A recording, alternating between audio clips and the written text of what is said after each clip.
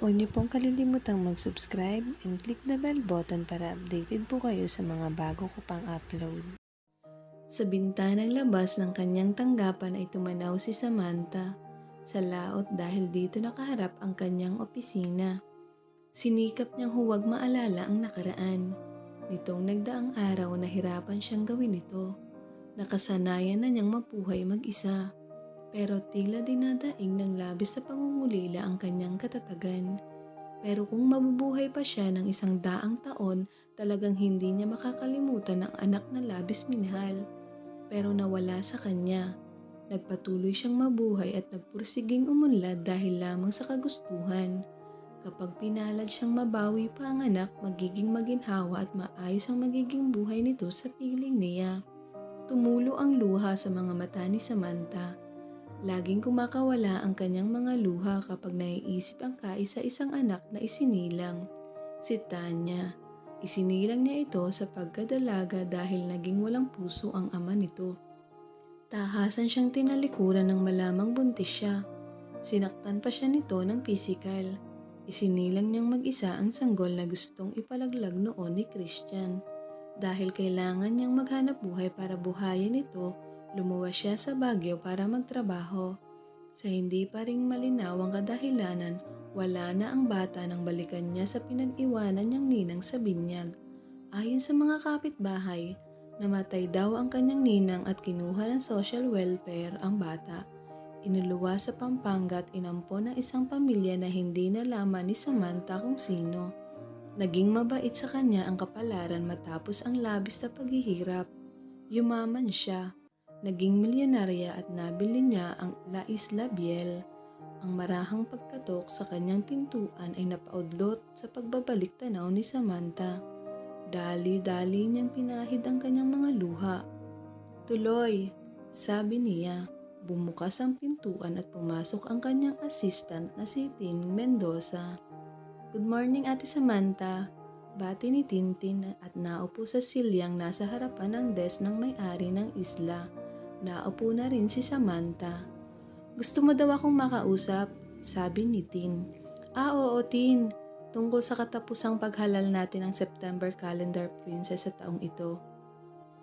"Ilan ang mga kandidatang napili mo?" "Nako, iyan ang problema. Dadalawa pa lamang pero parang hindi sila qualified, kulang sa physical asset na gusto mo. Wala kasi tayong trainees ngayon sa ating training center for commercial models at mangilan-ngilan lamang ang nagbabakasyon sa isla." Halatang nalungkot si Samantha. Alam ni Tin ang dahilan. Matagal na rin itong naninirahan sa isla mula nang mapangasawa nito si Lieutenant Senior Cleo Mendoza ng Coast Guard. Dati itong calendar princess for the month of June.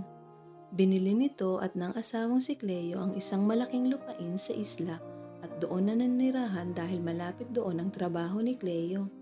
At ginawa ni Samantha na assistant niya si Tin sa pangangasiwa sa buong isla. Alam ni Tin na naaalala na naman ng kanyang boss ang anak na nawawala, si Tanya. Kung sana ay napadpad dito si Tanya, siya ang tiyak na magiging calendar princess for September. Huminga ng malalim si Tin. Darating po si Tanya, isa sa mga araw na ito. Kailan pa, Tin? Kung patay na ako? At hindi ko na siya makikita? Ate Samantha, 37 ka lamang, napakabata mo pa para isipin ang kamatayan. Isa pa, you're so healthy and still beautiful. Ewan ko, Tin, pero parang wala na akong pag-asa na magkita pa kami ng nawawala kong anak. Parang napaka-imposible na makarating siya dito sa isla. Mahiwaga ang daloy ng buhay kung minsan. Kung kailan hindi mo inaasahan ang isang bagay na gusto mong maabot at saka nangyayari ito. Magdilang anghel ka sana, Tin. Napakabuti mo, Ate Samantha, at hindi natutulog ang Diyos para hindi ibigay ang iyong hinahangad. Mabuti pa siguro ay magpalathala tayo ng ad para may mga contestant na pumunta dito para marami tayong pagpilian. Maganda pong idea yan. Ihahanda ko ang bagay na ito. Sige, Tin, ikaw na muna ang bahala. Parang hindi ako ganado makipag-participate sa paghahanda ng contest sa buwang ito. Naiintindihan ko, Ate Samantha. Huwag ka mag-alala. Pagtutulungan namin ni Cleo at ng ibang kasamahan dito sa isla ang tungkol sa contest. Ay, mabuti na lamang nariyan ka, Tin. Alam kong maaasahan kita. Hinintay ni Tanya na makaalis ang dalawang kapatid na babae. Gusto niyang wala na ang mga ito bago niya kausapin ang kanyang mga magulang. Sa mas tamang salita, ang mga umampun sa kanya. Di sa hinaga pa hindi niya naisip na ampun siya ng mag-asawang Don Marciano at Doña Annabel Clemente. Siya ang panganay na anak ng mag-asawa sa akala niya. 10 taon na siya nang ipanganak ng mama niya ang kapatid niyang si Angie. Pagkatapos lamang ng 1 taon, isinilang naman ni Doña Annabel si Brenda. Noong nag-iisa pa siya, mahal na mahal siya ng adopted parents niya. Pero nahalata niyang malaki ang kaibahan nang nagkaroon siya ng 2 kapatid. Labis na ipinagtaka ito ni Tanya dahil marami naman siyang nakikitang maraming magkakapatid pero pare-pareho ang tingin ng mga magulang sa mga ito. Mabait pa rin sa kanya ang mga parents niya pero malamig ang mga ito pagdating sa lambing ng magulang sa anak dahil 10 taon ang tanda niya sa mga kapatid. Malayo ang loob ng mga ito sa kanya. Kapag nasasaway niya ang mga ito o napapagalitan niya dahil sa kakulitan o pagkakaroon ng kamalian, kinagagalitan siya ng kanyang mga magulang.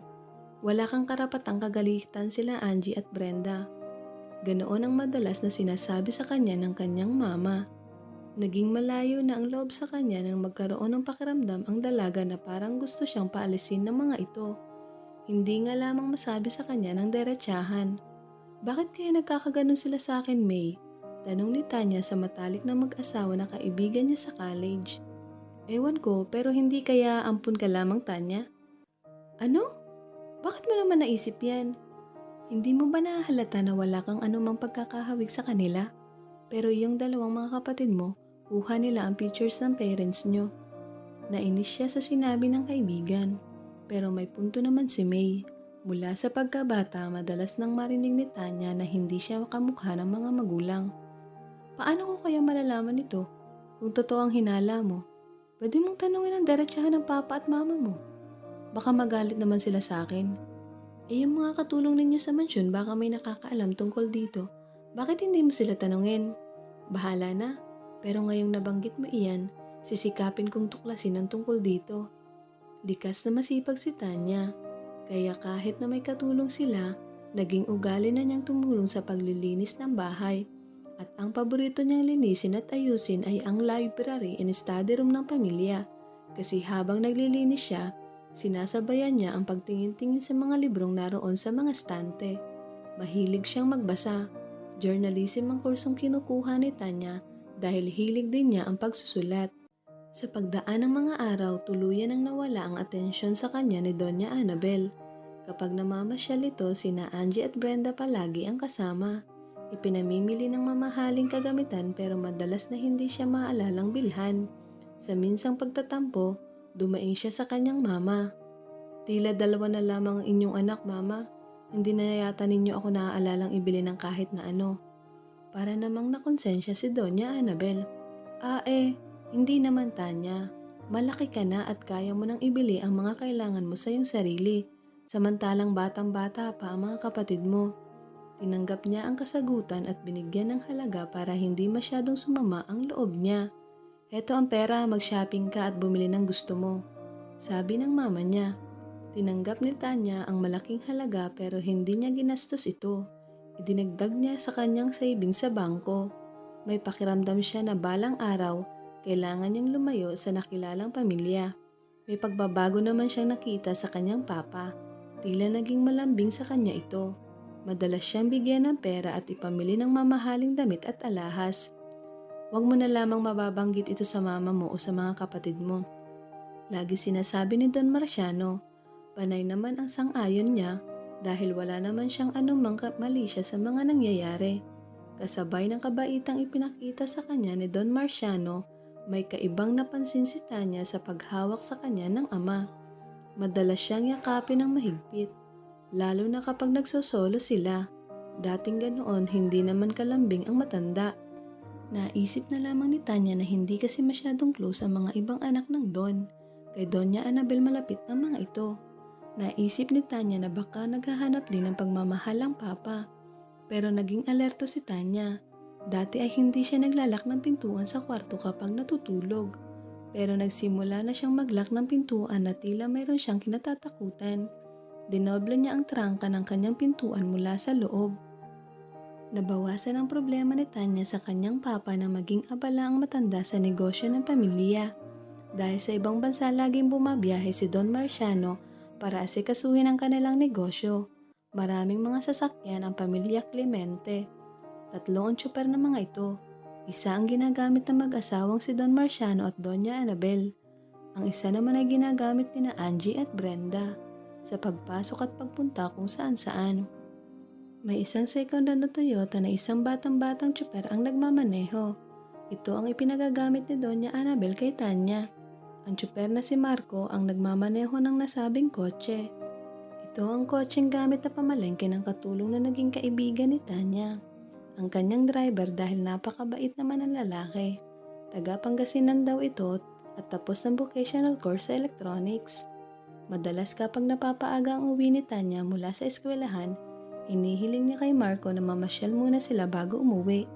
Nalabis namang ikinalulugod ng lalaki. Minsan naisipan niyang magtanong kay Marco. Marco, may nalalaman ka ba tungkol sa akin? Tanong ni Tanya habang nakaparada ang kotse. Napatingin sa dalaga ang tsuper. Ano ibig mong sabihin? Matagal ka na bang namamasukan sa mga Clemente? Ako, tulad ng alam mo, mga 2 taon pa lamang. Pero yung tiyuhin ko na pinalatan ko ang matagal na nagtatrabaho bilang tsuper ng pamilya. Si Tiyo Armando. Nagkasakit kasi siya kaya ako ang pinalit. Bago ka ipinasok marahil naman ay may mga nabanggit sa iyo ang tiyo mo tungkol sa pinasukang pamilya, hindi ba? Natigilan si Marco. Pinagmasdan ng kausap. Marami. Ano ba ang particular na gusto mong malaman?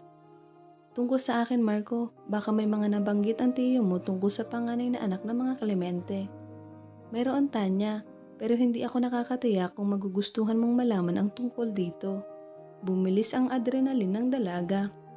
Gusto kong malaman ang tungkol dito, maganda man o pangit ang sasabihin mo. Huminga ng malalim si Marco. Sabi ni Tiyo Armando na ang panganay na anak daw ng papasukan kong pamilya ay ampun lamang. Hindi ko alam kung sinong panganay ang tinukoy niya, pero naisip ko na lamang na ikaw. Bakit? Dahil ikaw naman ang panganay, hindi ba? At wala kang hawig sa papa at mama mo. Bakit daw ako naampon? Hindi ko alam dahil hindi naman nabanggit ang mga detalye pero tila sa social welfare kaya yata kinuha. Posible kayang makausap ko ang tiyo mo? Pwede ba nating puntahan siya? Malayo ang amin, Tanya, sa isang baryo sa Pangasinan. Isa pa, nag-Canada si Tiyo Armando nang gumaling at hindi ko alam kung dumating na. Nakaramdam ng panlalambot si Tanya. Huwag mo sanang mababanggit kahit kanino ang mga sinabi ko sa iyo, Tanya. Tiyak na matatanggal ako sa trabaho. Of course, hindi naman kita ipapahamak. Pero gusto ko sana makumpirma ang mga sinabi mo. Baka naman may mga papeles na itinago sila tungkol sa pagkaampon sa iyo. Kung mayroon man, tiyak na hindi nila ipapakita sa akin ang mga ito. E di pagsikapan mong hanapin. Baka nakatago lamang ang mga papeles sa filing cabinet sa inyo sa bahay. Nag-isip si Tanya. Ang mga filing cabinet sa binanggit ni Marco ay naroroong lahat sa loob ng library at study room ng bahay na palagi niyang nililinis. Tama ka, baka nga nasa library. Hayaan mo at pagtsatsagaan kong hanapin ang mga ito. Bakit mo kailangang alamin pa ang katotohanan? Maayos naman ang sitwasyon mo. Anak ka nila sa ilalim ng batas. Hindi na nila ako mahal, Marco. Mula nang magkaroon sila ng tunay na mga anak, hindi na ako masaya sa amin. Pero anong binabalak mong gawin kapag natuklasan mo ang katotohanan? Kakausapin ko sila. Tatanungin ko kung sino mga tunay kong mga magulang. Gusto kong matuntun sila. Gusto kong malaman kung bakit ako pinaampon. Hindi ko may bow si Marco.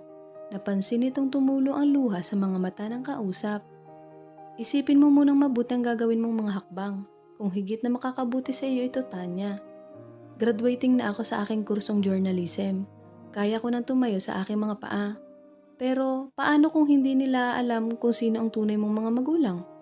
Pagsisikapan kong malaman ang tungkol sa kanila. Baka lalo ka lamang masaktan, kahit na. Pero gusto kong malaman ang tungkol sa aking pagkatao. Pinagmasdang mabuti ni Marco ang kausap. Mistisa si Tanya. Dark brown ang mga mata at buhok. At napakaputi. Matangos ang ilong sa karaniwang Pilipina. Napakaganda ng dalaga. Slim at matangkad. Madalas isipin ni Marco na pwedeng mag-artista si Tanya.